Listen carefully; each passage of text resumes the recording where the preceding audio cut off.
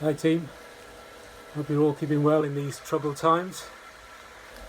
I know that quite a few of you have had big ambitions for this season, and that quite a few of your target events have been either postponed or cancelled. But I hope you're getting out on the bike and getting in some decent riding in this fine weather, nice quiet roads. But I know how difficult it is to motivate yourself when you don't have anything to train for. So I thought I'd give you a few tips on what you can do to make yourself a better cyclist without travelling too far from home and without busting a gut to do it. So many of you know from my turbo sessions that I like to do a lot of work on technique.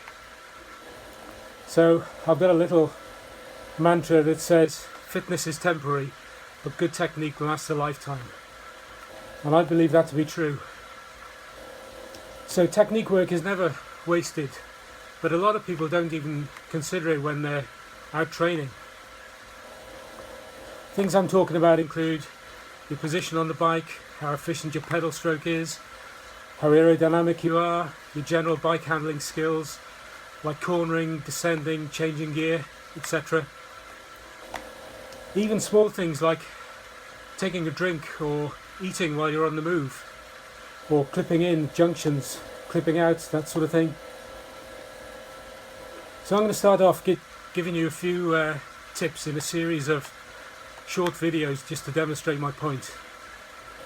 I don't mean to be patronising, because I'm sure a lot of you will know what I'm talking about, but I've done enough riding with people to know that knowing how to do something and then putting it into practice can be two different things.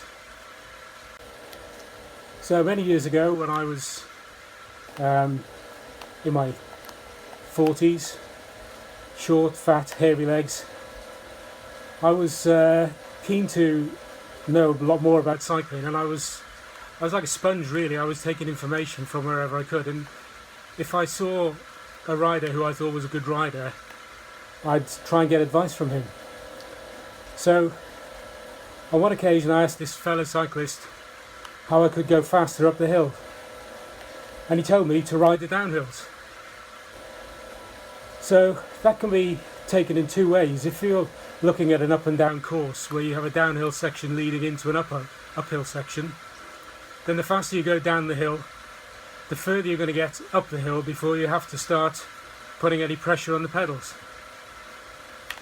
But there's also a slightly more subtle reading of that advice.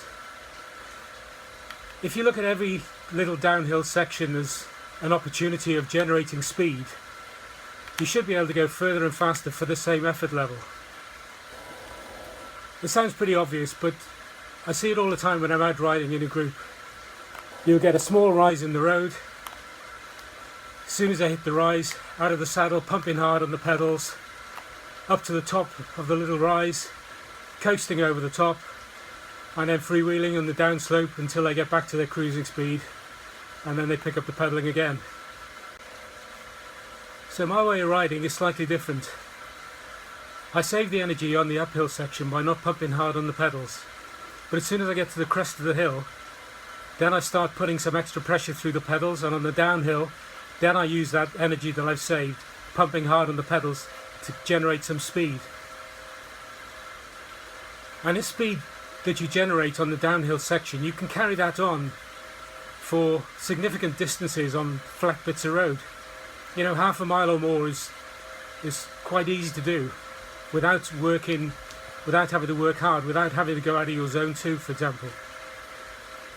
So here's a couple of videos that I've shot on local roads just to demonstrate this. So this first one is going through Hodgston, coming back from Pembroke, going towards Tenby. And you go through the bends, and then you've got this very small rise in the road. It's probably only 3 or 4 meters high. And you can see as I'm going over the rise, I control my power, staying in zone 2, maybe just into zone 3 a little bit. Flat bit of section on the top. You can see my speed accelerating. And now you get to this little downhill section.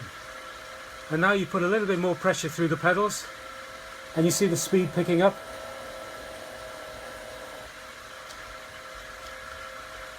21 miles an hour. This is a flattish section of road. Powered back down into zone 2, nice and comfortable, keeping the cadence high. 22 miles an hour. Not losing a lot of speed at the moment, but still only riding in zone 2.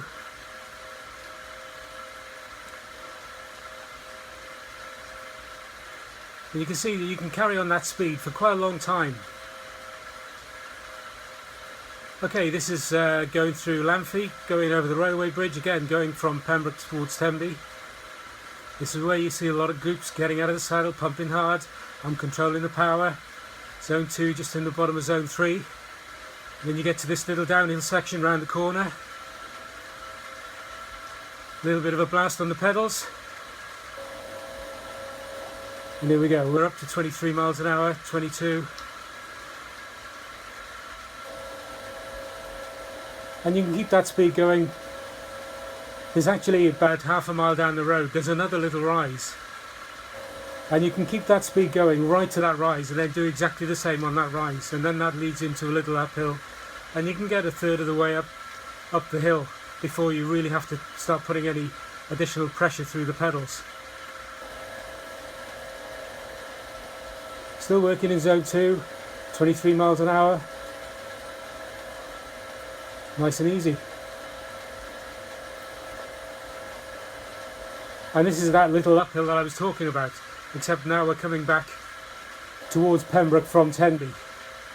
So you've just come down a hill, you've generated a lot of speed, 25, 26 miles an hour. Come to this little rise, again lots of riders would be out of the saddle pumping like mad. I just control it, drop the power right off, coming over the brow of the hill. And now we're on the downhill section.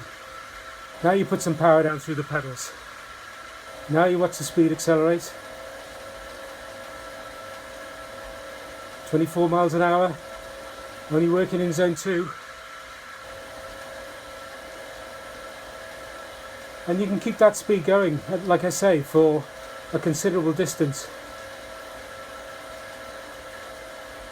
You're getting a lot more bang for your buck out of using your power in that way. Rather than use the power on the uphill section, use it on the downhill section.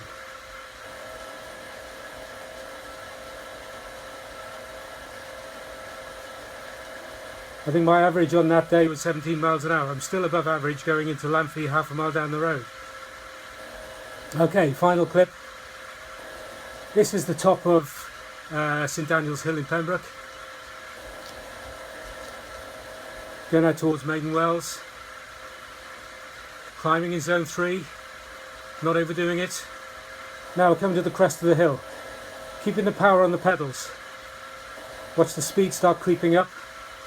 Power stays about the same. I'm going up through the gears now. Now we're coming over the crest of the hill.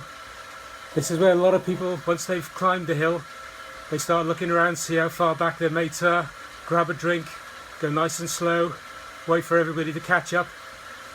But you just watch. I'm just pushing zone 2, that's all I'm doing. All of a sudden, 20, 21 miles an hour. Who knew? That section there is a 24, 25 mile an hour section.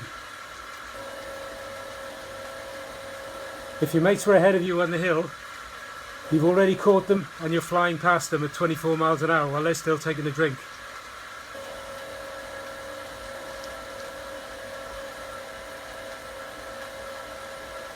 So next time you're out on the road, give it a try.